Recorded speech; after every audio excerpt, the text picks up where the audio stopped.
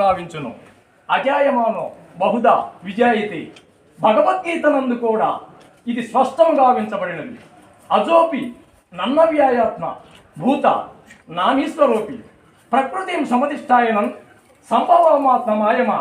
నేను అజన్ముడను, అవినాశ స్వరూపుడనై సప్తప్రాణుల కదీశ్వరుడనై ప్రకృతిని తన యాధీనమును ఉంచుకొని తన యోగ మాయ వలన ప్రకటింపబడుచుండునని తెలిపినాం.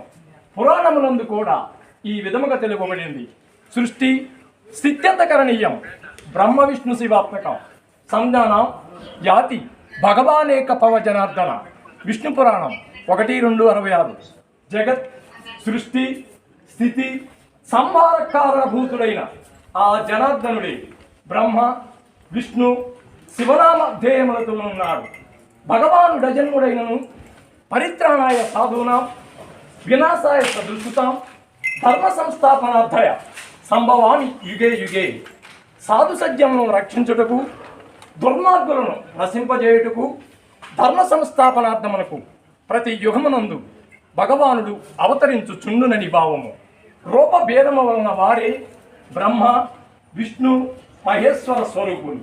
మనము శుభమునందుటికై భగవానునియే పూజ ఉపాసన గావించదము. ఆయా రూపములలో భగవానుడు మనకు ప్రసన్నుడను.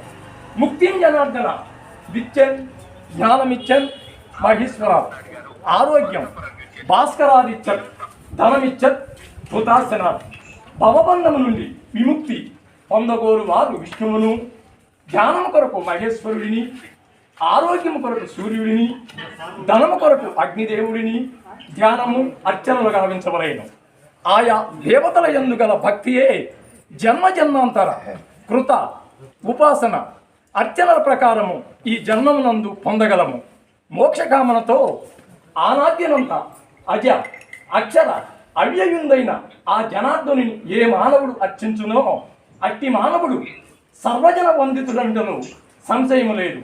ముక్తి హేతు మానాద్యనంత మజమక్షరమన్యయం యోన మోస్తర్వలోకస్య సమస్యో జాయతే నరః.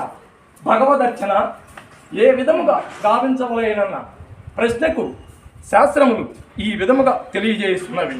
గేయం సదాసవితృ మండల మధ్యవర్తినం నారాయణం నరసిజాసన సన్నివిష్ణు కేయూరవాన్ మకర కుండలవాన్ కిరీటే హరిగిరన్నయ ఉపద్రవ శంకుచక్రం.